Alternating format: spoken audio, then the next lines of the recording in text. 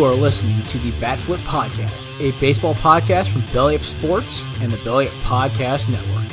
Here are your hosts, Damian and Matt.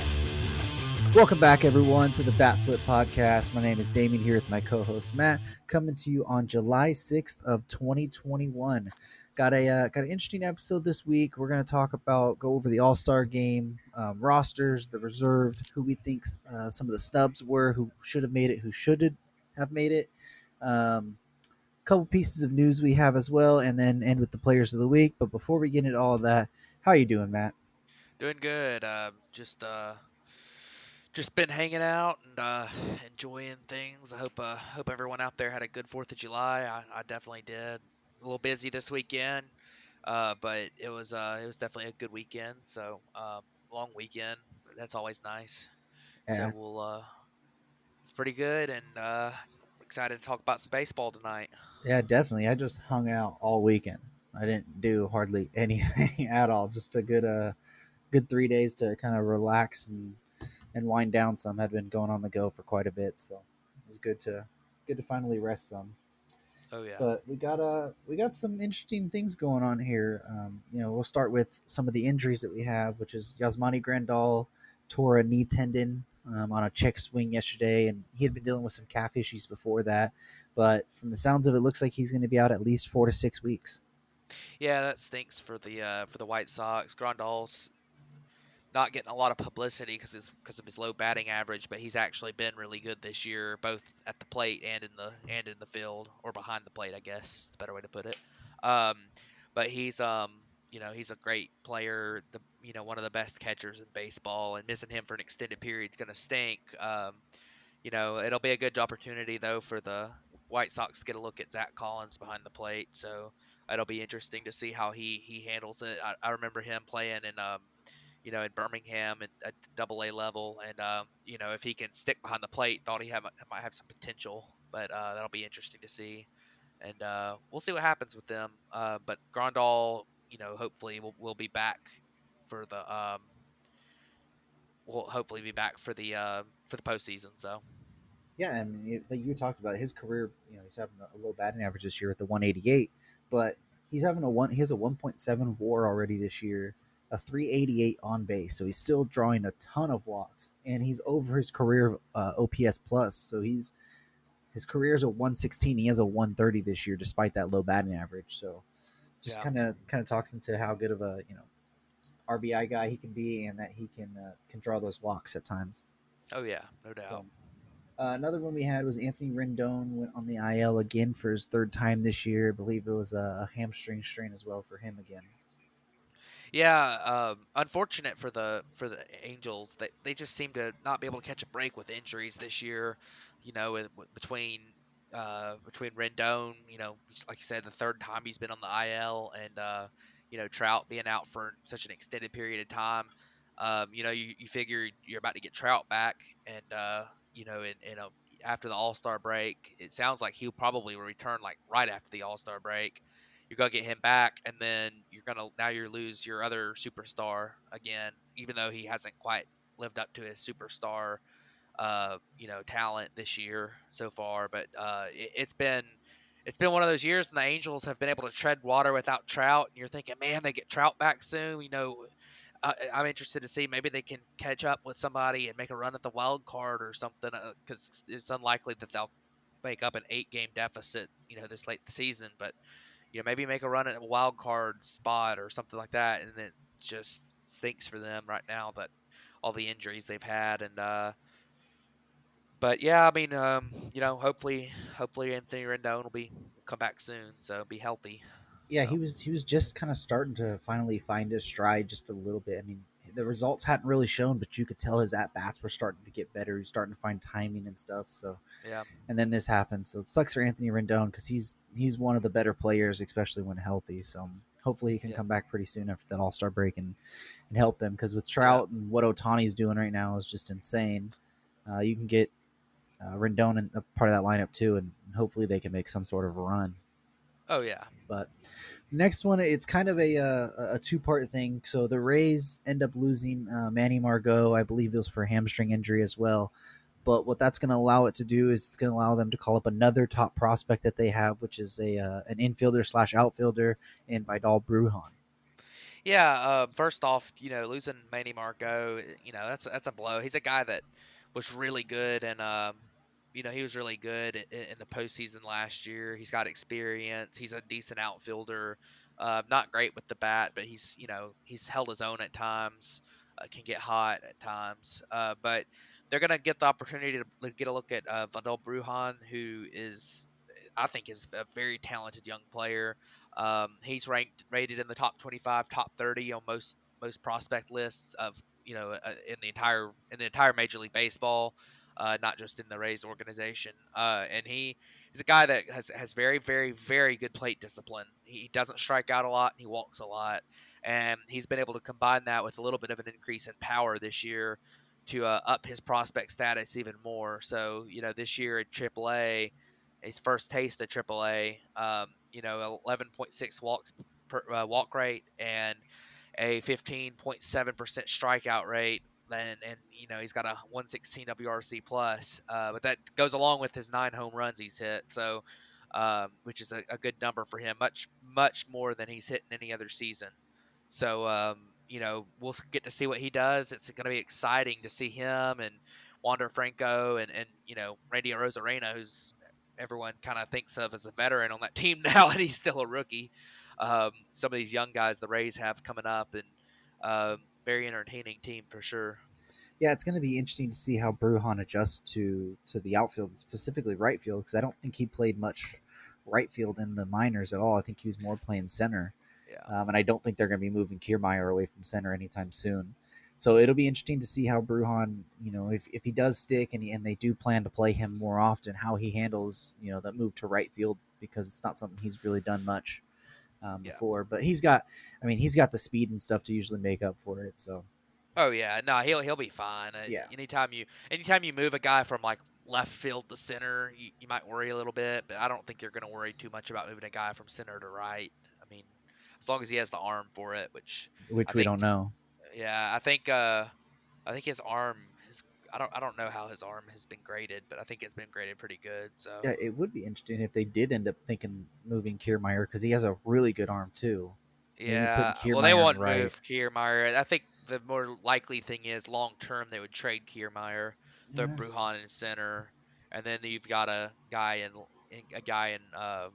Margot to play right, or whoever you get to come up play Yeah. right, another guy. So It'll be interesting to see what they do, for sure.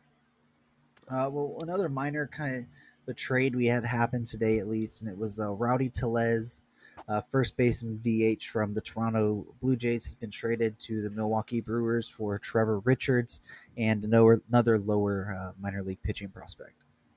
yeah, I think this is kind of a win-win trade. The Blue Jays need some relievers. They've had some injuries, and then you look at the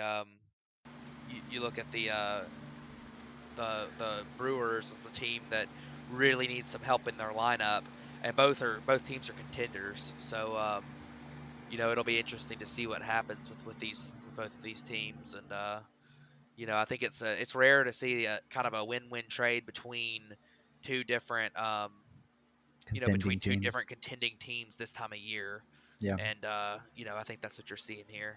Yeah, it's interesting because Tellez was down in the minors because he still has options left, but Yeah, I guess they, with moving Vlad over to first, they really didn't have a place for him. It's going to be interesting to see how the Brewers really handle it because, none of their first baseman options have been great, but you still have Vogelbach. You have Keston here that you want to get some more playing time over at first base. And now you bring Tellez up. So it's going to be interesting to see. I would guess that at some point, Tellez or Hira is going to get sent back down because they've both already been optioned this year. So the option year already counts. So yeah. who Yeah, and knows? it's hard to say which one. I think Keston here has been playing a little bit better since he came back up, but it just depends because I mean they regardless they need more bats, and I mean maybe you put Hira back at second again or something, and I don't know what you would do with Colton Wong in that case, but in the meantime Dan Vogelbach is out with an injury, so you needed to Yeah. replace him, and I think they did with Rowdy Tellez. It's very similar style of player, so. Yeah, I hope so. Let's see. The last piece of news that we have, as far as that's concerned, is that Trevor Bauer has been under investigation for an alleged sexual assault claim. He's been placed on the commissioner's exempt list, or whatever. I don't know what that list is called. Basically, he's not allowed to be around the team right now. The woman has been granted a not a not a restraining order pretty She has much. been granted a Um, restraining order. but there's all kinds of stuff that's come out about this, but we don't want to go too much into depth about everything until it's completely solved. But it's looking like a lengthy absence from Bauer. Even in these cases, usually suspensions come if charges aren't even filed or whatever. But um, so pretty much, it would look like right now that Bauer's probably going to be away from the Dodgers for the rest of this year, at least. I think if he gets suspended, he's not eligible for the postseason anyways. So Yeah, not a good look for somebody who just signed a massive yeah. deal, and so Yeah, it's a tough situation, and I won't start to think about whether or not what's going on here, whether the the I know something happened because they both said something happened between them, but whether it was what exactly it was that happened, that's something that we don't know. So I don't want to yeah, go spew about things that aren't facts and we don't know for sure, but um, you know if her story is true, this could be the end of Trevor Bauer, and it sounds like they are investigating on criminal charge type stuff too. yeah, Not necessarily that that's going to come into anything, but or that they have any form of burden of proof or anything that could, get him in a real legal troubles. right, But the fact that they do have a possibility that there's a possibility that that's on the table. She's pursuing that at least, which shows a lot to me a lot of times. But it's hard to say, and from the Dodgers standpoint and the baseball standpoint in this, which honestly is not the number one standpoint. The number one no, standpoint is if this story is true, then that's the you hope that that's a much more important thing. But from the baseball side of things, for Trevor Bauer, this is a horrible situation for the Dodgers because he's just on administrative leave and he gets paid. hmm, So he's getting paid a lot of money to not play right now. right, And if you're the Dodgers, you want him back or you want this to be resolved as quickly as possible.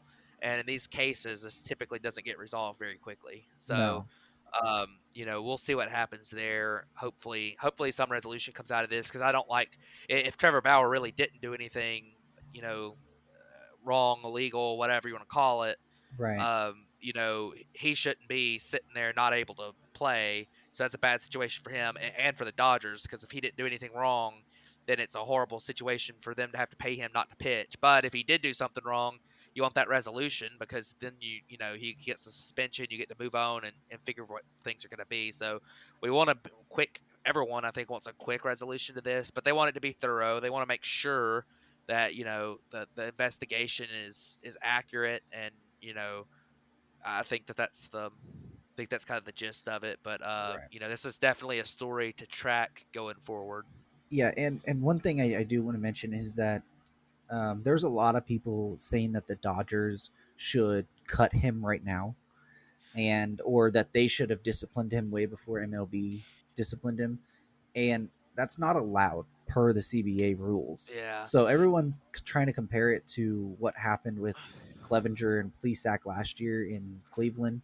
It's completely a different uh, scenario because they broke they got team rules like for COVID. yeah But they got optioned though too. Like they didn't get put on well, administrative leave or something. They no, got optioned and they had options but the left. team suspended them too from things. But the problem is under the CBA that was agreed to, the Dodgers were not allowed to do anything. MLB had to be the one to do it. Um, and everyone is. I mean, I've seen a lot of it. It's coming out. Oh, it's the Dodgers. It's not the Dodgers. It's the MLB. The Dodgers' hands Yeah. are tied. So anything is not going to happen by the Dodgers. It's going to be happen between Rob Manfred and Major League Baseball. Yeah, and Um, I do so believe that the Dodgers handled this about the way they should. I mean, what are you going to do? That this is an investigation that doesn't involve them. that and Right. I mean, your your hands are tied here, and MLB. I think so far it's been handled exactly how it should have been. MLB stepped in, put him on administrative leave. Right. It's obviously not fair to him. He's innocent till proven guilty. It's not fair to him until to not be able to get paid. Um, And no, and and everyone was freaking out saying that because this stuff broke like as we were recording the episode last week, so we couldn't. I mean, we didn't even know any about it really until like Wednesday. But they were like, "Oh, he should have been put on a leave right away." And it's like, well, he wasn't scheduled to pitch until Sunday, and you're only really allowed 7 days of leave before they have to get permission from the Players Association yeah, for it. So it made sense to wait until I think it was Fridays when they did it. yeah, um, it made sense to wait until then to do it. But like you said, I think everything's being handled the right way, and he is innocent until proven guilty. Now, do the signs look that it's very bad? Absolutely, but we also don't know the whole truth yet. And this is a criminal investigation is being handled through the Pasadena Police Department, and their chief has even said they were close to wrapping this up, and then a lot more things came to light. They really now it's going to get drug on a little bit more. So who knows what that yeah, means? But yeah, it doesn't look like it's going to be any kind of a quick resolution. And like I said before, in these instances, even if charges have been dropped or charges are not been pursued, players have still been suspended for a really long time yeah. for instances like this. So likely Bauer's not going to pitch for the Dodgers again this year at least, even if and nothing comes out of it, because Yeah. he will be suspended of some sort, and most likely it's like 80 games. We're already past that standpoint, and he's not eligible for the postseason if he gets that suspension. So Yeah, we'll see what happens with it, but definitely something to track. So absolutely. But let's jump on to a better note now. A little down there, but we have the All Star rosters have been announced, the starters and reserves, and there's been a lot of discussion about who's got snubbed and who hasn't been snubbed. So let's start with the American League. We'll go over the starters. We got catcher Salvador Perez, first baseman Vlad Guerrero Jr., second baseman Marcus Simeon, third baseman Rafael Devers, shortstop Xander Bogarts. Your three outfield spots are Mike Trout, Aaron Judge, Teoscar Hernandez, and your starting DH is Shohei Ohtani. Shohei Ohtani was also voted in as a pitcher, so he's the first person in history to be voted in as a hitter and a pitcher. But let's jump to the reserves real quick. You got Mike Zunino, catcher for Tampa Bay, Jose Altuve, second baseman, shortstops Bo Bichette and Carlos Correa, first baseman Matt Olson and Jared Walsh, Jose Ramirez for third base, four outfielders Michael Brantley, Joey Gallo, Adolis Garcia, and Cedric Mullins. And then two DH spots with JD Martinez and Nelson Cruz. yeah, so the main part of the lineups here, I think that first off, to start off, voting All Star voting is usually not very good. I mean, I don't think Teoscar Hernandez is an All Star. I think he's a really good player and he's useful, but he's missed a lot of games this year. I don't think he should be an All Star.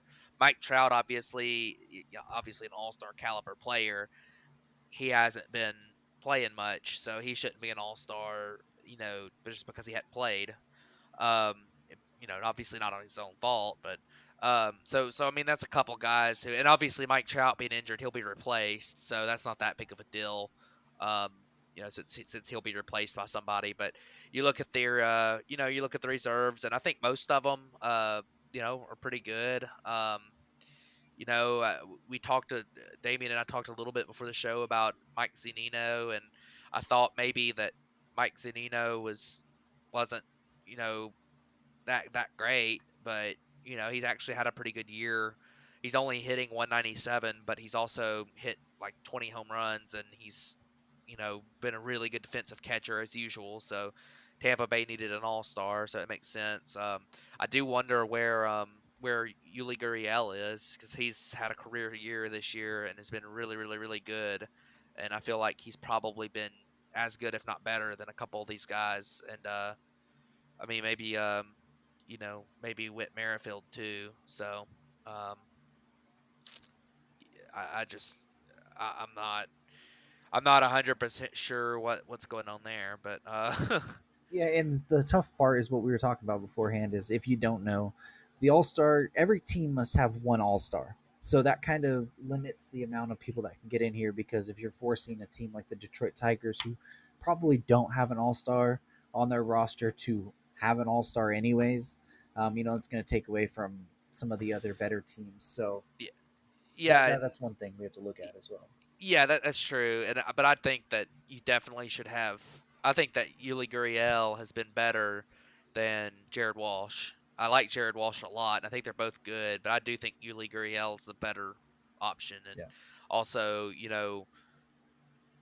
you've got I don't know, but it's one of those situations where and you've got you've got those players in there like you talk about I mean Cedric Mullins is a deserving all-star. He's the only one from Baltimore, but a couple other guys I mean Nelson Cruz is the only all-star for for Minnesota, I believe. And then I don't know, it's just tough to leave a couple of these guys out, Yeah. like especially like a Whit Merrifield or a Yuli Gurriel when you see guys like that probably aren't quite as good as them in in there, but Yeah, and like you um, said, usually All Star voting is not very good. Teoscar I Hernandez I being in think there. I think the voting this year did a better job than it has in years past. I mean, like you said, Teoscar Hernandez, you can make something for.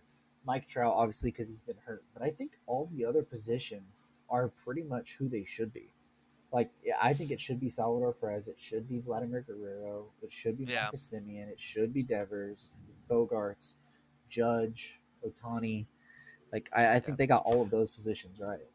yeah. And one other thing on Otani, I don't agree with them naming him a pitcher too. Because as a pitcher, I don't think he's all-star caliber yet. I think that DH he obviously should be the starting DH because he's been so good at the plate this year. But I do think there's still work to be done for him to be an all-star caliber pitcher. And I think there's a lot of hype about him because he. But if you look at it in a vacuum, and if you look at him just as a player, like you've got to figure that value is insane. But if you just look at it in a vacuum as labeling him an all-star pitcher, I don't necessarily think that's the case. If you look at it in a vacuum and say he's an all-star DH, then absolutely he's the all-star DH. But I don't know if throwing that pitcher thing on there just seems to me like they're kind of, and I don't think they had a fewer. They did have one fewer starting pitcher because they named Otani a pitcher. So I think they probably should have kept him on there and named another starter. But anyways, Yeah, my rant the on the that's the, over. the thing is the pitchers were done by managers and players, so Yeah. that's not a fan vote. So Well, right. I obviously, agree. I well, agree. But I'm letting yeah, the other people if they don't know that. yeah, So if I mean, obviously, I guess the players thought that he should be deserving as a pitcher. And the players and the managers, like you said, you could probably put a different starting pitcher on there for Otani. I think they just want to make the history of course, Tani's yeah. the first player ever to do this. And I mean, like you said, his DH, what he's been doing. I mean, he leads the league in home runs. Oh yeah, no doubt, Like, no doubt. He it's he should be the insane. yeah. So, He's easily the an all star DH. I'm just yeah, saying that like I think it's more of labeling him a, all star pitcher is yeah, I think it's it's more of a more of publicity play. that's exactly what I'm saying is that, Yeah. and I don't really like that when it comes to naming all stars or MVPs or something. It's like saying that he's a Cy Young candidate. He's Right. averaging like 6 walks per 9 innings. He's got great stuff and he's already a Right. useful pitcher, but he's not at that level yet. So Well, and we can jump to another one of these pitchers that we probably agree should not be an all star. Even if it is voted by the players. But right, that's Shane Bieber. He was announced to the All Star team with Garrett Cole, Nathan Eovaldi, Kyle Gibson, Yusei Kikuchi, Lance Lynn, and Carlos Rodon are the starters there. Then the relievers are Matt Barnes, Aroldis Chapman, Liam Hendricks, Ryan Presley, and Gregory Soto. yeah. So when it comes to Shane Bieber, I mean, so the pitchers this year are difficult to.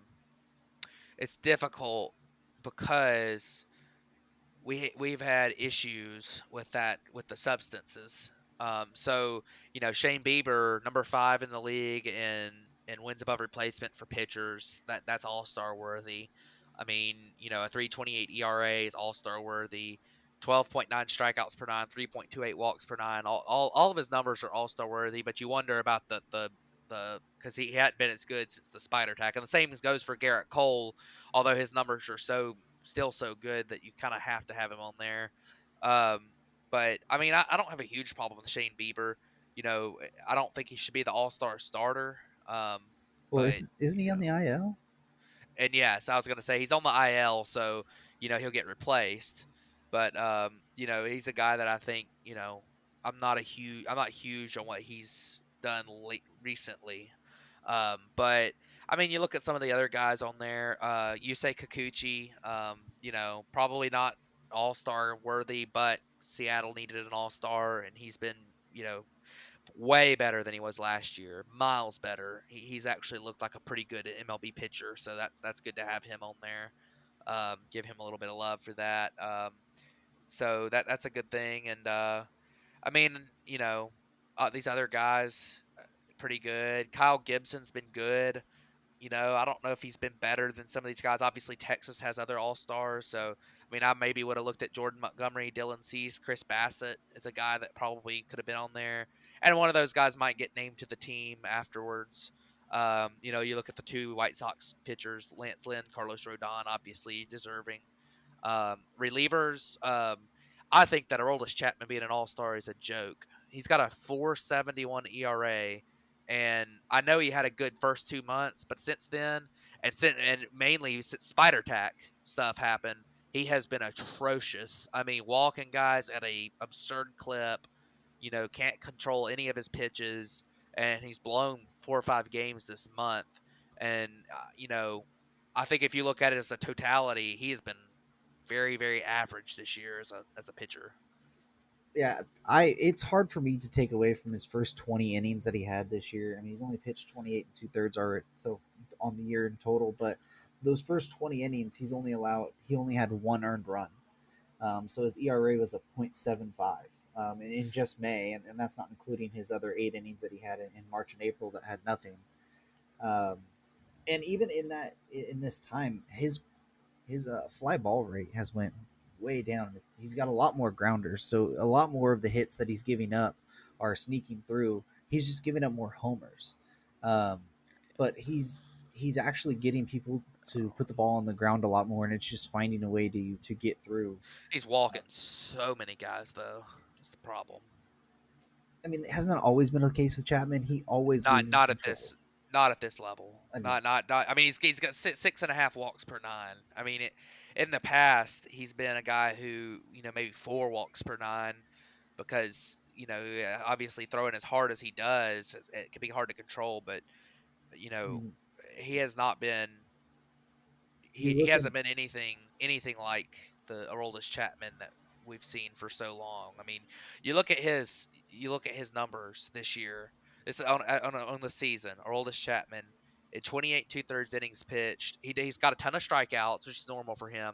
6.28 walks per nine, 1.57 home runs per nine. He's got a 4.21 FIP, a 4.71 ERA. I mean, I'm not trying to sit here and say he's not a good pitcher because that's not true. He is a good pitcher, but I don't think that's all star worthy or even close to all star worthy. well, And going forward, the rest of the season, maybe sure, maybe he regains his form and pitches well. But I mean, I have a hard time with a guy that has pitched. Maybe he has pitched 20 really good innings, but he's pitched 8 atrocious innings too. well, and then you So look at his. I mean, you say his FIP is 421. You look at his xFIP; it's still 293.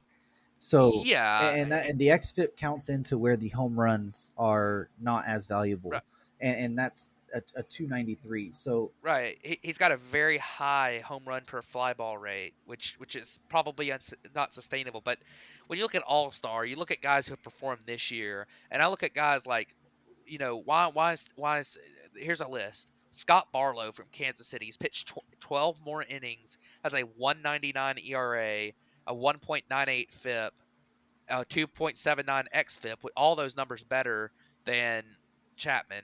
Has walked probably half the rate of Chapman and has struck out a comparable number.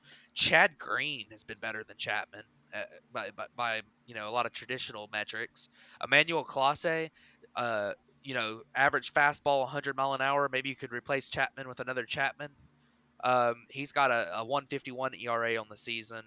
I mean, there's so many options that would be better to throw in there than Chapman, and I think Chapman's just doing it just making it off of his reputation for the past, what he's done in the past. But um, I really, really strongly disagree with having him in the All Star game, and I would have had one of these other guys who's been far better than him this year as a whole. I mean, these guys haven't had 8 bad outings. I mean, so I think that's one of the first things we disagree on, actually. yeah, but It's pretty interesting, yeah, it's finally, good stuff. But to disagree on something. yeah, but the rest of these relievers that made it are, I mean, I'm fine with. I mean, obviously, I don't think Gregory Soto's is good, but Detroit needed somebody, so Yeah. um, the other guys have been really good. But Well, let's jump over to the National League now. We have our starters, which is where we go. Buster Posey's at catcher, Freddie Freeman's at first base, Adam Frazier's at second base, Nolan Arenado's at third base, Tatis is at shortstop, Acuna is in the outfield with Castellanos, Jesse Winker, and then you look at the reserves. You got JT Realmuto for catcher. Second baseman, you have Ozzie Albies, Jake Cronenworth. Third baseman, you have Chris Bryant, Eduardo Escobar. You got Max Muncy for first base. Shortstop, you have Brandon Crawford and Trey Turner. And then you got the outfielders of Mookie Betts, Brian Reynolds, Kyle Schwarber, Juan Soto, and Chris Taylor. yeah, so this is an interesting team. I think if you look at the starters, well deserved for Buster Posey. He's gotten healthy and he's really turned around the second half of his career, the narrative of him this year with a well deserved All Star start. Freddie Freeman, you know, hasn't had the best year. I think that he probably should be an All Star, but I think Max Muncy probably ought to get the start there. But I don't have a problem with it. Yeah, Freddie Freeman's, he's actually been super unlucky. He's been killing it lately. Last couple weeks, he's really started to get his numbers back up. But I would probably go with someone else as a starter. Maybe have him as an All Star. But you look at Adam Frazier. Had a great year at second base. Nolan Arenado, has been good. Fernando Tatis Jr., Acuna, obvious all stars. Castellanos and Winker have both been really good. Really reserves wise, Chris Bryant for some reason is listed as a third baseman, and I don't really know if he should be an all star anyways with the way he's played recently. He had a really good start to the year, but recently it's been pretty pretty forgettable. I mean, as a whole in the season, he's probably still all star level, but it's hadn't been great. He should be listed as an outfielder anyways, so he's played mostly outfield. Glad Brandon Crawford got on the team. Um, Everyone else on there, I don't really have a strong disagreement with the rest of these guys. So No, I mean, there's obviously going to be a couple guys we probably feel get snubbed. Like, and they could be replacements because Schwarber got hurt and it looks like a long yeah, term issue, so he could probably get replaced. And maybe at that point you add another infielder. If you're looking at Chris Bryant as an outfielder, at that point you can add somebody like Justin Turner, who probably deserves to be in over Chris Bryant at third base, anyways. yeah, Um, you know, the catcher situation, you have JT Realmuto. You could probably take Will Smith in over him, just if you look at the stats directly. But I mean, Real Muto gets the reputation part of it as well. Um, Posey's dealing with a little injury right now with something on his thumb, so hopefully he's actually healthy enough to play in the game at that point. Who knows that yeah, he might decide to give his hand a rest for that point. But yeah. I, You I could mean, also put Omar Narvaez in that category of yeah, maybe should get a shot at catcher. He's been really good for the Brewers this year. yeah. I mean, if you look at Mookie Betts, probably shouldn't be on here as an outfielder either. I mean, he's having a decent season, but he's not having a Mookie Betts esque season at all. Yeah, You could probably find another outfielder. I don't have one off the top of my head that you could probably put in there instead. But um, yeah, let me yeah. see if there's.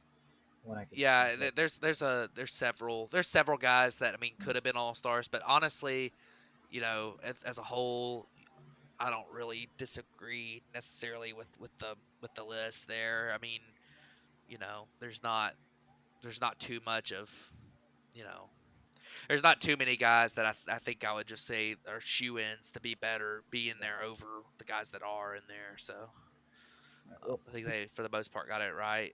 let's go ahead and jump and look at the starting pitchers so far. So we got Corbin Burns, Yu Darvish, Jacob DeGrom, Kevin Gossman, Herman Marquez, Trevor Rogers, Zach Wheeler, Brandon Woodruff, and then in the bullpen we got Josh Hader, Craig Kimbrell, Mark Melanson, and Alex Reyes.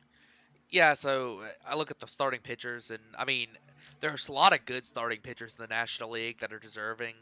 The only two guys on this list that I think were replaceable from the list, probably Herman Marquez and Trevor Rogers. Um, Herman Marquez obviously is Colorado's only one, so he kind of had to be in there. Of course, you could have also gone with Trevor Story as one of the infielders instead, but I think Marquez is a really good pitcher, so I like him. So I think that's fine. Trevor Rogers, Miami's only one. You could have kind of taken pick one out of the three between him and Pablo Lopez and Alcantara and I really like Trevor Rogers though, and I'm glad he's getting his recognition.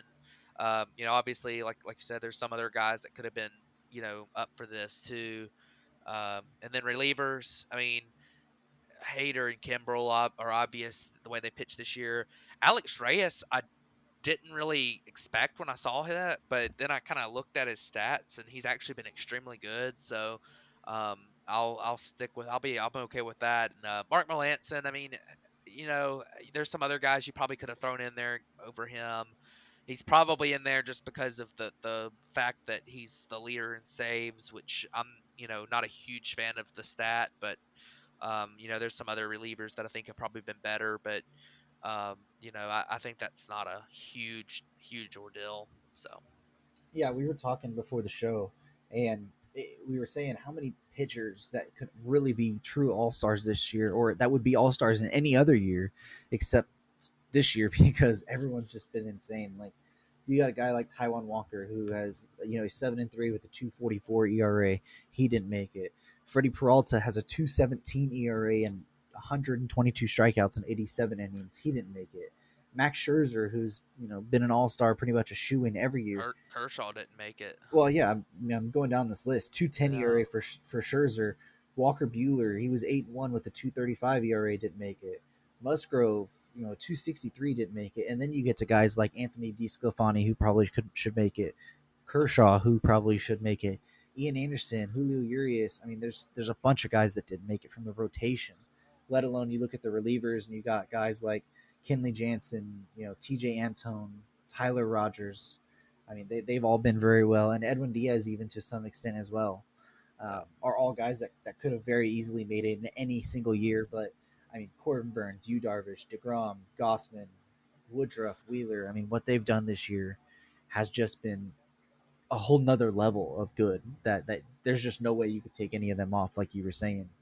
And Yeah. Herman Marquez, I mean, we didn't talk about it because it didn't happen, but he was 2 outs away from a no hitter in Coors Field the other day.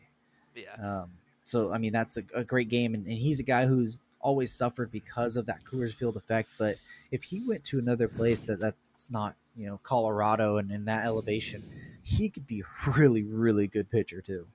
Yeah, he would be good. And just looking at the list, I mean, you definitely do have like you could look at Edwin Diaz, maybe even Aaron Loop has been extremely good this year, honestly, but he hadn't pitched enough innings. But Giovanni Gallegos could be there over Alex Reyes from the Cardinals.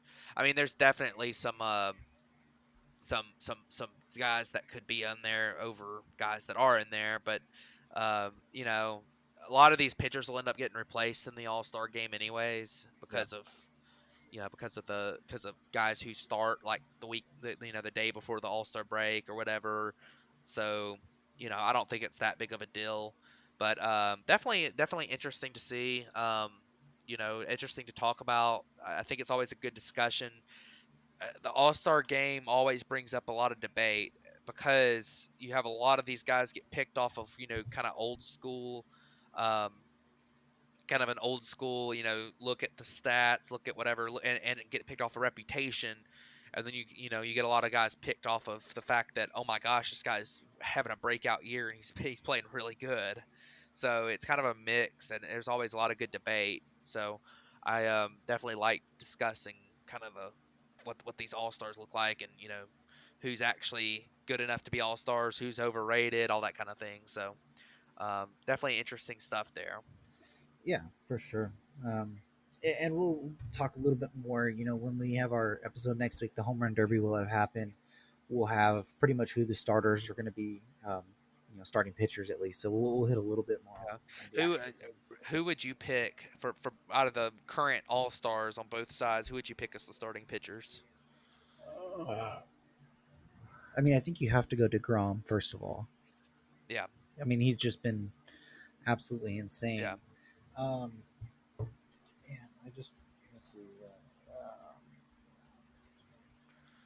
Out of the AL list, it's so hard to pick a starting pitcher because normally I would say Garrett Cole, but with the whole issue of the spider tack and stuff, it's really hard to pick Garrett Cole just based off his stats because he's been one of the main culprits in that, and he's definitely taken a step back since that enforcement started, like a major step back at least in the way he looks. So If I had to pick one, it would probably be. You couldn't go wrong with Lance Lynn or Rodon, the two of the Chicago White Sox guys. But I think I'm going to go with Kyle Gibson. He's really, had such a good year, and especially for Texas being so under the radar.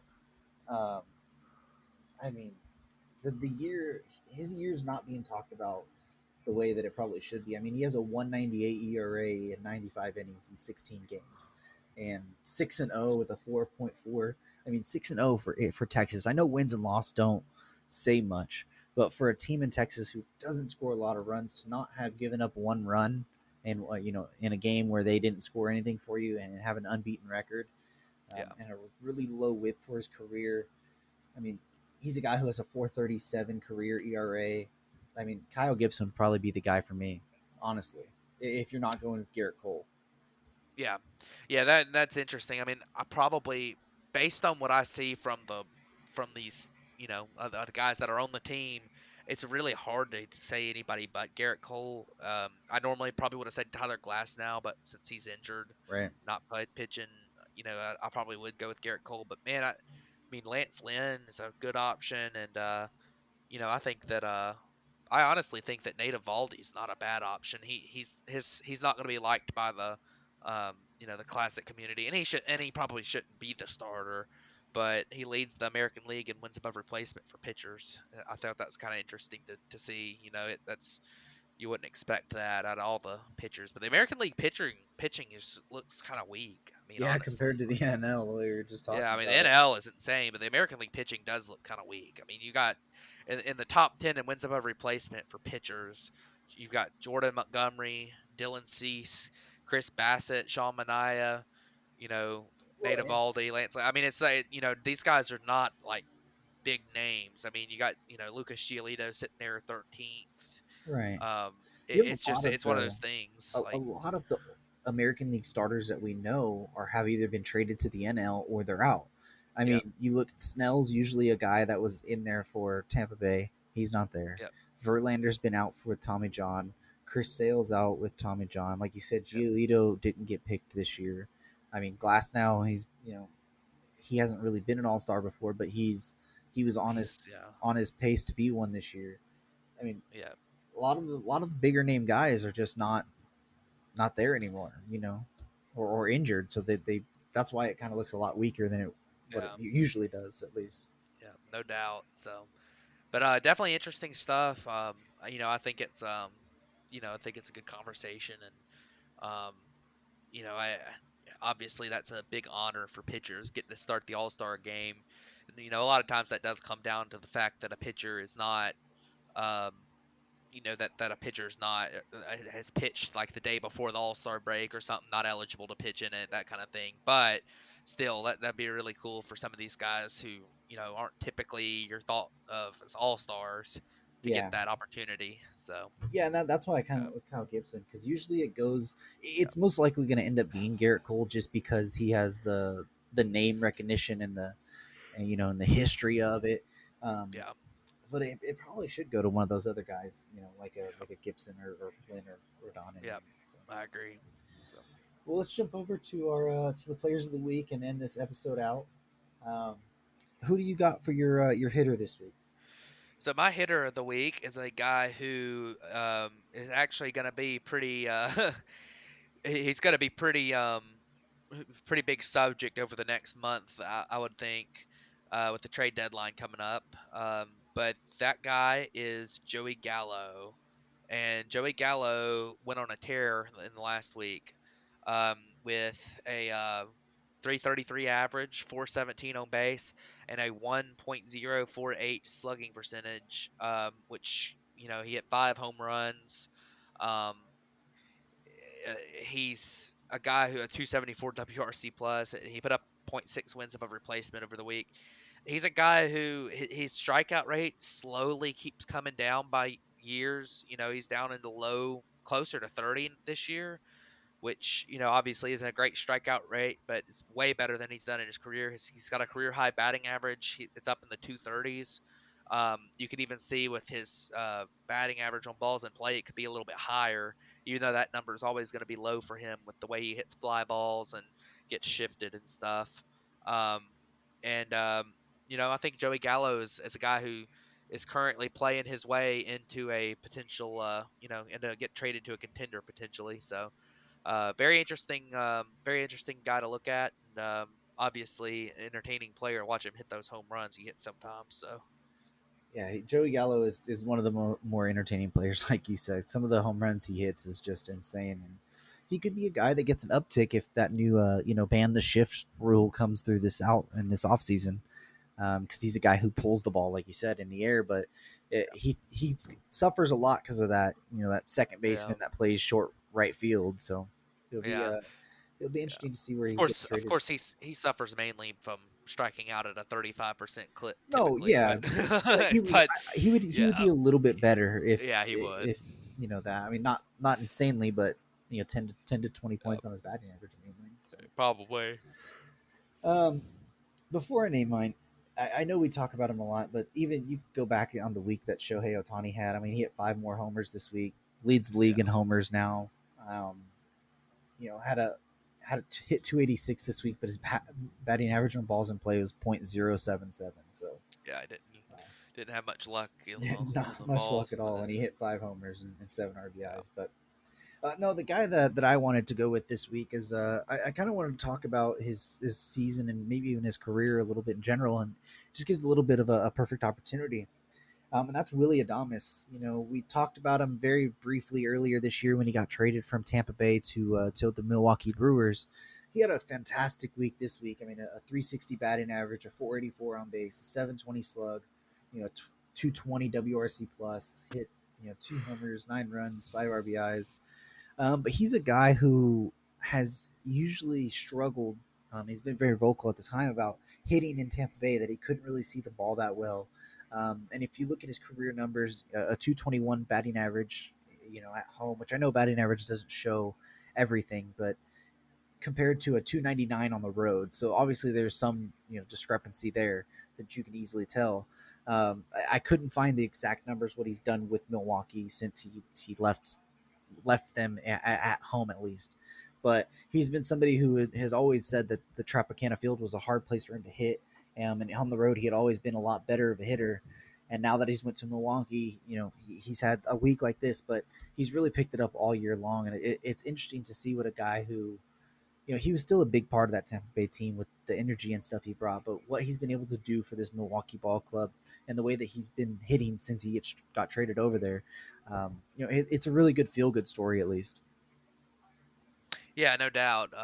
Very cool to see Willie Adames play well, and especially kind of got shipped off because the new kid was coming in. So Yeah. um, but yeah, you look at him, and he had an impressive week. But pitchers wise, I look at I was gonna pick Detroit's Willie Peralta for my pitcher. Um, he's got in 12 innings this week. He had 2 starts, 8.25 walks per nine, which isn't fantastic, but he didn't walk anybody. Like literally, he walked zero. And got the ball on the ground at a 70% rate this week. So and didn't give up a run in those 2 starts. So good stuff from Willie Peralta from Detroit. Yeah, it's kind of cool to see somebody bounce back like that. And especially, I think Detroit's a really good place for a guy like Willie Peralta because wasn't he the one that when he was in Milwaukee led the league in giving up homers like a couple years in a row or something like that? I I'm think he was, if I'm not not mistaken. sure. Maybe so. And Yeah, it looks like he gave up a lot of homers. So yeah, and going to a place like Detroit, you're not going to give up many homers in that ballpark. It's really hard to give up homers a lot in there. So he might be a piece, that maybe they trade him off. He's having a really good season. I mean, he's only pitched in 5 games, but a 2.14 ERA this year. Um, if you can trade him off and maybe get a low level prospect back or something at the deadline, it might be something interesting. But really good week from Willie Peralta. He was one of the guys that was on my list to pick, but you snatched him up before I could get him. So yeah. really good one. But I don't think you'll be too disappointed with who I picked for my pitcher of the week, anyways. You'd kind of mentioned him a little bit beforehand in the All Star game team that may be a potential starter, but that's Nathan Eovaldi. Usually we like to pick guys on a 2-start week. He only had a 1 start this week, but I kind of wanted to touch on him, for his season overall and kind of his career. Kind of my theme this week was guys who have had a resurgence since going somewhere else or bouncing back. With Nathan Eovaldi, this week he had a 7 innings pitched, 0 runs, 0 walks, 6 strikeouts. Like you said, a 2.55 ERA on this year. He he's battled injuries the past couple years. He had 2020 he had 9 starts. In 2019 he pitched in 23 games, but he only started 12 of those, and that was because he was coming back from injuries a little bit, so they wanted to put him in the bullpen. Outside of that 2018 season, when he was really one of their saviors in that postseason run, when they beat the Dodgers in the World Series, he pitched a lot of that 18 inning game out of the bullpen, and kind of a journeyman. I mean, he pitched in 1, 2, 3, 4, 5 different spots. Boston for 4 years, Miami, Dodgers, Yankees, the Rays. So really good story for Nathan Eovaldi this year, and just a guy that he had a really good week, and I kind of wanted to mention him because, like you said, he's had a fantastic year, leading the American League in WAR, so deserved a little bit of more recognition. Yeah, no doubt. I'm happy for him. So Well, I think that's going to wrap it up for this episode. Next week we'll talk to you. Like I said, actually we'll be talking to you as the All Star Game is happening. The Home Run Derby will have already happened. The MLB Draft will have already happened on Sunday, so we might get into that a little bit. Where's Jack Leiter and like Kumar Rocker and stuff go? But talk on that stuff next week, and then kind of hit more about this All Star stuff, and I think I think we're going to do a season breakdown so far next week because save that for that kind of a break. So yeah, interesting episode to look forward to for next week. But as always, thank you guys for tuning in to this episode of the Bat Flip Podcast, and we'll catch you guys next week. yep. Thank you, everybody.